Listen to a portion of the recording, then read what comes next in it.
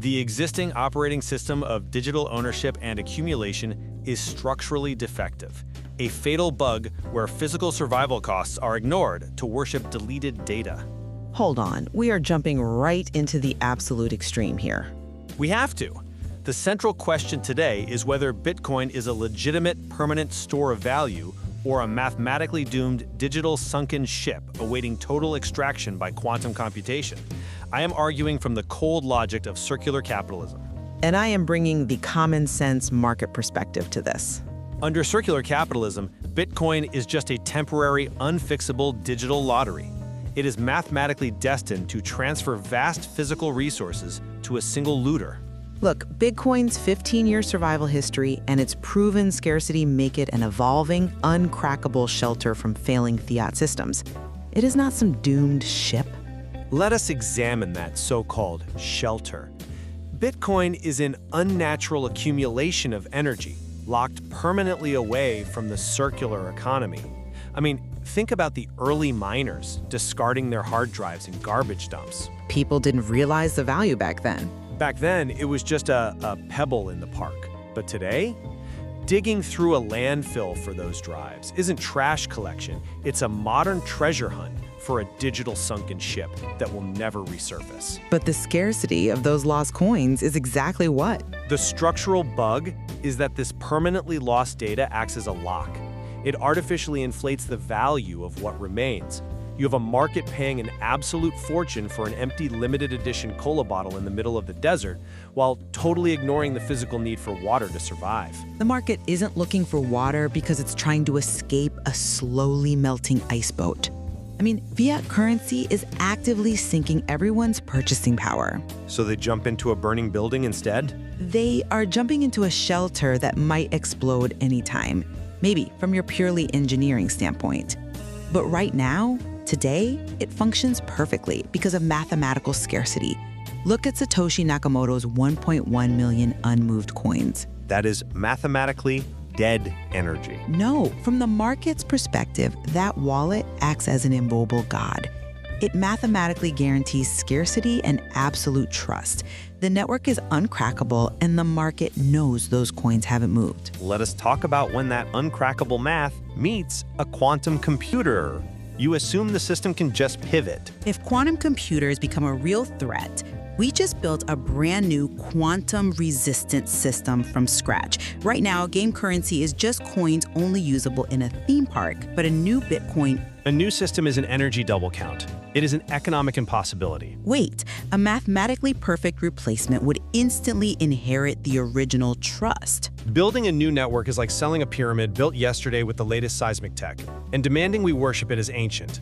You can't hand out a self-made box on the corner claiming this is safer than a Swiss bank. The history transfers over because the community moves. It lacks history. It is throwing away a 100-year-old secret soup for a completely new pot of water, and claiming the famous previous soup means this new one has the same exact value. It does not. Humans learn from their mistakes. The next time around, nobody is going to lose their keys in a landfill. It's the logic of having a terrible breakup. So next time, I'll date perfectly. Human error is a dynamic variable governed by entropy. But the financial stakes are universally understood now. Trying to reset the global system every 15 years is a futile reproduction loop, violating circular capitalism. You are ignoring the planetary energy sacrifice required to legitimize it. Fine, if starting over violates your strict energy accounting, the market won't start over. We will simply upgrade the existing network to be quantum resistant. That is a structural delusion. It protects the 15 years nobody could steal it legend. We keep the unbroken chain of transaction history, we just update the cryptography. You are describing the village elder polishing the world's strongest bamboo spear for 15 years, genuinely believing it will defeat a modern tank. You cannot just patch a foundational mathematical labyrinth against a quantum laser cutter. But the limited supply makes it a legendary one-of-a-kind diamond. Locking a legendary diamond in an outdated wooden safe only maximizes the thief's motivation to steal it. The sheer weight of its uniqueness forces the network to adapt and defend it. Bitcoin is a digital nuclear weapon. It is a prefab hut awaiting demolition. In the entire history of the digital space, every single technology claiming absolute safety has simply been waiting in line for the graveyard. No, listen, even if a quantum actor targets Satoshi's untouched wallet, the foundational code will survive the panic. The mechanics of the system dictate complete collapse. If the community sees the coins move, they will hard fork the network.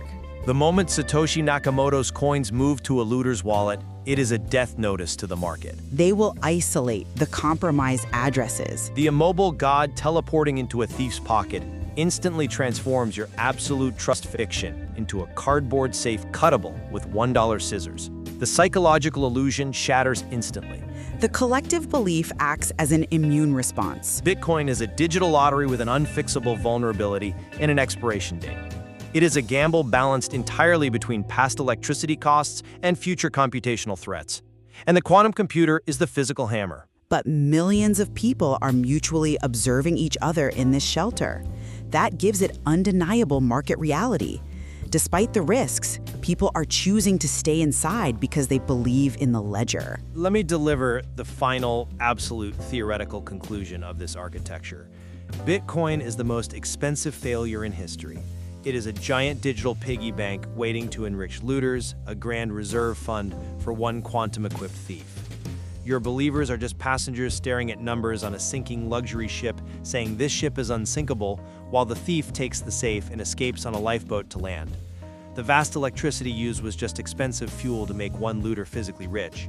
When the pyramid is finally breached, the one laughing hardest isn't the believer or the non-believer, but the electric company. The existing system of accumulation inevitably collapses under physical reality, and the transition to circular capitalism is the only rational investment for survival.